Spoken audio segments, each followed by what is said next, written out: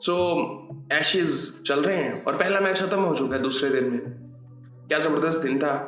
कल की तरह, कल जिस तरह हमने देखा कि बॉलिंग बॉलिंग बॉलिंग और आज बैटिंग से भी ऑस्ट्रेलिया ने बताया। कल मैंने जब मैं मीडिया देख रहा था मोस्टली, सो कुछ लोग बात कर रहे थे कि ये इंग्लैंड के हक में है बहुत ज्यादा। मैं हैरान था वो चीजें देख के कि शायद उन्होंने ऑस्ट्रेलियन क्रिकेट कभी देखी नहीं है या इंग्लैंड को कभी देखा नहीं है। मेरे ख्याल से इंग्लैंड तो बहुत बुरा खेला है और ऑस्ट्रेलिया वो नॉर्मली वो जिस तरह से खेलते हैं वो खेले हैं। इंग्लैंड बहुत बुरा खेला है, मतलब जो रूट ने परफॉर्म नहीं किया, बेन स्टोक्स ने नहीं किया बैट से, हैरी ब्रूक, ये सारे बैट्समैन, इनको परफॉर्म करना है तब ये जाके ये सीरीज जीतेंगे। 2 दिन में टेस्ट मैच खत्म हो गया। सो पहले स्कोर कार्ड देख लेते हैं, फिर उसके साथ साथ बात करते हैं आज हुआ क्या। पहले दिन 19 विकेटें गिर गई थी और आज 10 रन आई थिंक किए ऑस्ट्रेलिया ने और लीड फिर भी थी 40 रन की इंग्लैंड के पास।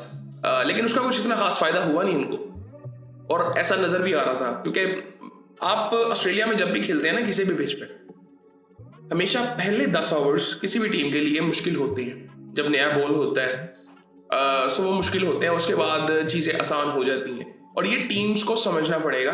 और मुझे लगता है कि टेक्निकली भी मुझे, मतलब ये नहीं कहूंगा कि मैं मसले मुझे नजर आए लेकिन ये जो इंग्लैंड की अप्रोच रही है ना वो वैसी थी नहीं कि वो कुछ करना चाह रहे हैं यहाँ पे। मतलब मुझे क्लैरिटी वहां पे नजर नहीं आ रही स्ट्रेटजी की, क्या क्या करना क्या चाह रहे हैं मुझे समझ नहीं आ रहा। आप बेसबॉल तो नहीं इधर खेलना चाह रहे हैं, अगर खेलना भी चाह रहे हैं तो आप खेल नहीं पा रहे हैं आप। सो खैर ये सारी चीजें थी। सो अब ठीक है, वो 132 पे ऑस्ट्रेलिया की टीम आउट हो जाती है पहली इनिंग में। उसमें अगर बात करें तो 5 आउट बेन स्टोक्स के थे, कार्स 3 करता है और 2 करता है आर्चर। फिर उसके बाद इंग्लैंड बैटिंग के लिए आता है और मिचेल स्टार्क पहले ओवर में फिर आउट कर देता है और वो हैट्रिक पे वैसे था। खैर हैट्रिक तो नहीं हुई, लेकिन 5वीं बॉल पे वो जो कैच पकड़ा है वो बड़ा जबरदस्त कैच था। आई थिंक एक तो पहले इतना तेज बॉल डालना और इतना तेज भाग के आके और उतनी ही स्पीड से बॉल को पकड़ना, फिर आई थिंक वो बड़ा जबरदस्त था। और मुझे थोड़ा सा लगा कि मुझे सेटल लग ही नहीं रहे थे, मुझे वही मैं आपको कहूँ ना, क्लैरिटी थी नहीं कि हम करना क्या चाह रहे हैं। सो खैर क्रॉली फिर आउट हो गया 0 पे। डकिट ने 28 रन बनाए, ट्राई कर रहा था वो भी, लेकिन उससे भी शॉट्स लग नहीं रहे थे जो शॉट्स मारता है। सो खैर उसने 28 रन बनाए, ऑली पोप ने 33 रन फिर बनाए, लेकिन फिर उसके बाद कोलैप्स आता है। अब यहाँ पे फॉल ऑफ विकेट्स देखना बड़ा इंपॉर्टेंट है इंग्लैंड की तरफ से। पहली विकेट 0 पे गिरती है, दूसरी 65 पे गिरती है।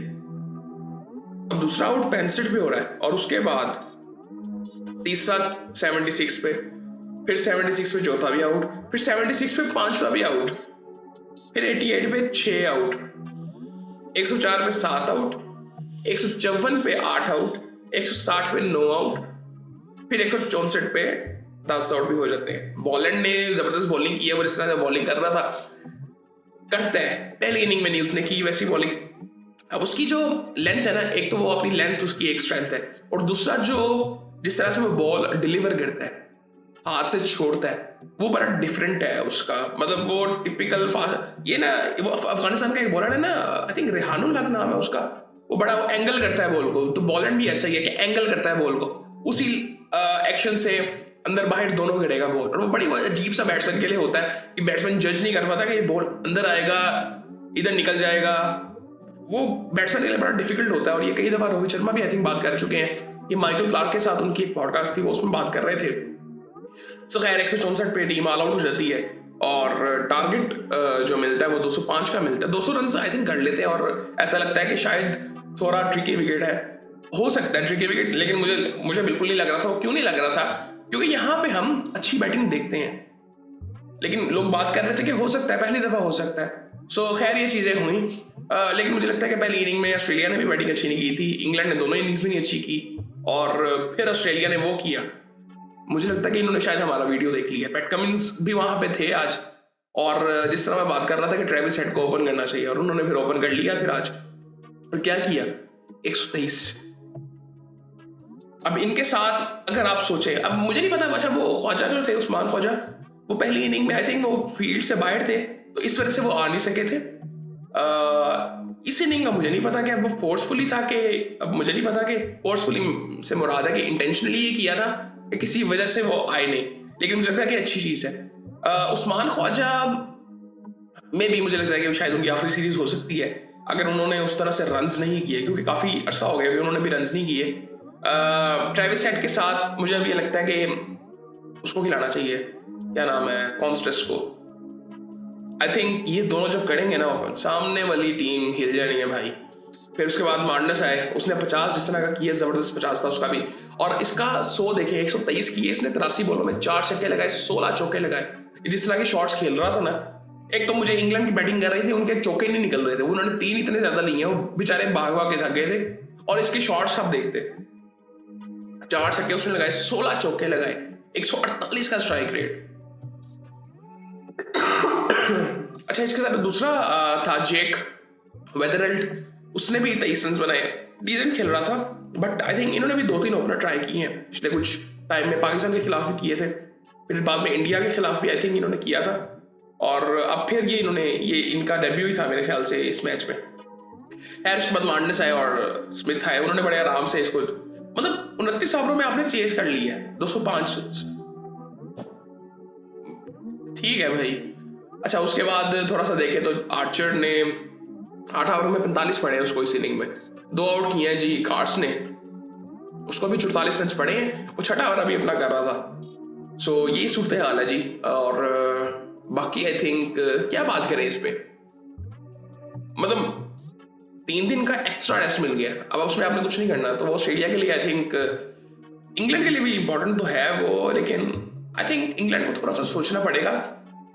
मतलब जब आप बात करते हैं ना कि बीच में बाउंस है, तो मैं ये नहीं सोचता कि इंग्लैंड को भी ये बाउंस तंग करेगा।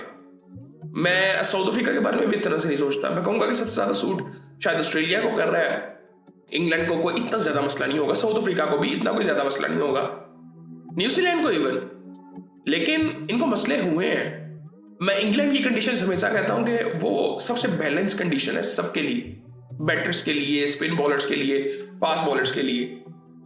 बट यहाँ पे भी आई थिंक मुझे लगता है कि उनको बेहतर खेलना चाहिए था, और थोड़ा सा सोचना चाहिए था कि हमें जाना कहाँ पे। मुझे वो एक गोल नजर नहीं आया कि हमने इतना स्कोर करना है, ऐसे आउट करने हैं। बॉलिंग तो यार मैं कहूँगा पहली इनिंग में डिसेंट थी, लेकिन ऑस्ट्रेलिया में बुरा खेला था बहुत ज्यादा। बैटिंग पहली इनिंग में दोनों ने बुरी की। आई थिंक थोड़ा सा ये देखना चाहिए था, क्योंकि मजा आता है। अब हम जब टेक्निकली स्ट्रॉन्ग बैट्समैन देखते हैं ना इन कंडीशंस में, तो उनको देखने का मजा भी आता है। इंडियंस को आप देखें, इवन पाकिस्तान जब गया था तो मजा आ रहा था। पाकिस्तान की भी last time fight test matches में नजर आई थी, वो इस वजह से थी कि हमारे पास बैट्समैन वैसे थे, जरा टेक्निकली बेहतर थे। अब अगले मैच में तो हेजलवुड और पैट कमिंस का भी आई थिंक उनकी भी वापसी है, तो फिर ज्यादा मुश्किल हो जाएगा इंग्लैंड के लिए। और इंग्लैंड में आई थिंक जो रूट को परफॉर्म करना पड़ेगा, बेन स्टोक्स को परफॉर्म करना पड़ेगा, हैरी ब्रूक को परफॉर्म करना पड़ेगा, ऊपर से ओपनर्स को परफॉर्म करना पड़ेगा, अभी सबको ही परफॉर्म करना है। और ये इनकी टीम को इतनी बुरी नहीं है इंग्लैंड की, आप अगर देखें ये कोई इतनी बुरी फुल स्ट्रेंथ उनकी नजर आ रही है। आप बॉलिंग देखें, मार्कवुड, आर्चर है, उसके साथ कार्ड्स, एटकिंसन है, जिनको इन्होंने पिछले 1-1.5 साल में डेवलप की है, और वो डिसेंट लगते हैं, डिसेंट ऑलराउंडर्स हैं। आई थिंक उन्होंने बैटिंग में भी सपोर्ट जिस तरह की दी है। अब वो बैसबॉल करते हैं, वो यहाँ पे तो नहीं है अभी, मेरे ख्याल से वो कर भी नहीं सकते थे अभी इस तरह से, मतलब उनका चल रहा था सूरत हाल उनकी, लेकिन आई थिंक बहुत जबरदस्त था। और बाकी आई थिंक मुझे स्टोक्स वो थोड़ा सा मुझे ना वो तंग नजर आ रहा था, वो जब वो दोबारा वो मिचेल स्टार्क के साथ आया ना बात करने, वो उसकी शक्ल में नजर आ रहा था कि वो, और फील होना भी चाहिए आपको बूढ़ा, लेकिन आई थिंक मुझे लगता है कि फाइट थोड़ी सी ज्यादा होनी चाहिए। मतलब बहुत अच्छा हो गया, मैंने तो पता नहीं, मुझे याद ही नहीं पड़ रहा कि मैंने 5 दिन का टेस्ट मैच कब देखा है लास्ट, 5 दिन का इंटरेस्टिंग टेस्ट मैच कब देखा है, मुझे याद ही नहीं आ रहा। ये हो ही नहीं रहा है ऐसे, मतलब जल्दी, अच्छी बात है ऐसे हो रहा है, लेकिन वो भी उसका भी एक मजा आता था, एक बीच में हो जाने चाहिए ऐसे कुछ टेस्ट मैचेस। ये सूरत हाल है जी। पहला टेस्ट एशेस का ऑस्ट्रेलिया जीत चुका है, और आगे फिर देखते हैं। अब 3 दिन एक्स्ट्रा भी मिल गए हैं दोनों को। इंग्लैंड बहुत ज्यादा सोचे और ऑस्ट्रेलिया थोड़ा सा रिलैक्स करेगा और तैयारी करेगी आगे, वो अपनी फुल स्ट्रेंथ के साथ आए, कॉन्सेस को लेके आए। मेरे ख्याल से शायद वो देखेंगे कि यार ठीक है, पैट कमिंस और हेजलवुड आ जाए, शायद ऐसे करें, क्योंकि वो उन्होंने स्क्वाड तो पहले टेस्ट का अनाउंस किया था। मे बी कॉन्सेस को लेके मुझे समझ नहीं आ रही कि अभी ये ट्राई क्या करना चाह रहे हैं। पिछले कुछ टाइम में ना पाकिस्तान टीम में भी हमने जो डिसीजन मेकिंग बाय कोच देखी है ना, वो ऐसी है, New Zealand, south Africa, Australia, England जैसी। वो माइंडसेट ये वाला था, और उसके रिजल्ट्स भी हमने देखा कि क्या चीज़ काम कर रही है, क्या चीज़ काम नहीं कर रही। उसके बारे में काफ़ी हम बात कर चुके हैं और आगे करते भी रहेंगे। लेकिन खैर यहाँ पे अगर देखें ना तो बहुत बड़ी जीत है ऑस्ट्रेलिया के लिए, और ये इंजॉय करते हैं इस चीज़ को। मतलब ऑस्ट्रेलिया की जो डोमिनेंस है वो बहुत ज़्यादा है एशेज में, बहुत ज़्यादा है। ये पता नहीं 150 साल से आपस में खेल रहे हैं और रेयरली इंग्लैंड जीता हुआ है। मतलब वो नज़र भी नहीं आएगा, आप अगर स्टैट्स देख रहे होंगे तो वो नज़र भी नहीं आता। 15 साल पहले आई थिंक कोई एक एशेज जीते थे इंग्लैंड वाले, 2013-14 वाली तो बड़ी बुरी हारे थे वैसे। उससे पहले क्या कहते हैं 15 साल कहते हैं पहले, मुझे एग्जैक्टली याद नहीं है, लेकिन मैं जब इनके स्टैट्स भी देख रहा था, पूरी हिस्ट्री इनकी देख रहा था, वो रेयरली आई थिंक 2-3 दफा जीते हुए मेरे ख्याल से। तो आई थिंक ये थोड़ा सा देखना पड़ेगा इंग्लैंड को और सोचना पड़ेगा। टीम तो इनकी ठीक है, टीम मैं क्या कहूँगी, टीम आपके कौन से ऐसे प्लेयर बाहर बैठे हैं जो कि मैं कहूँ कि आएंगे, वो सबको परफॉर्म करना है, दैट्स इट, और कुछ भी नहीं है। और बॉलिंग तो किसी हद तक मैं कहूँगा कि आर्चर आपके पास मार्कवुड है, तो वो इम्पैक्ट जो स्टार क्रिएट कर रहा है आप लोग क्यों नहीं कर पा रहे। वो हेड ने वो वुड को जिस तरह से छक्के मारे हैं, वो उस स्पेस को जिस तरह से वो इस्तेमाल कर रहा था, सो आई थिंक ये अच्छी चीज थी कि उन्होंने ओपनिंग करवाई है उसे, एटकिंस उससे भी करवाएं कॉन्स्टेंस से, बड़ा मजा आएगा देखने का, बड़ा मजा आएगा। और ऐसा हो कि पहले दिन की पहली ओपनिंग ऐसी हो इन दोनों की, और फिर उसी तरह से बैटिंग करें जिस तरह डेविड वार्नर करता था, और इन दोनों में से एक पर शो भी कर जाए दोबारा। सो खैर मजा आएगा देखने का। दूसरा टेस्ट जब शुरू होगा, सो ये सूरत हाल है, इंडिया वाला टेस्ट मैच भी शुरू हो चुका है, उसके बारे में फिर बाद में बात करेंगे।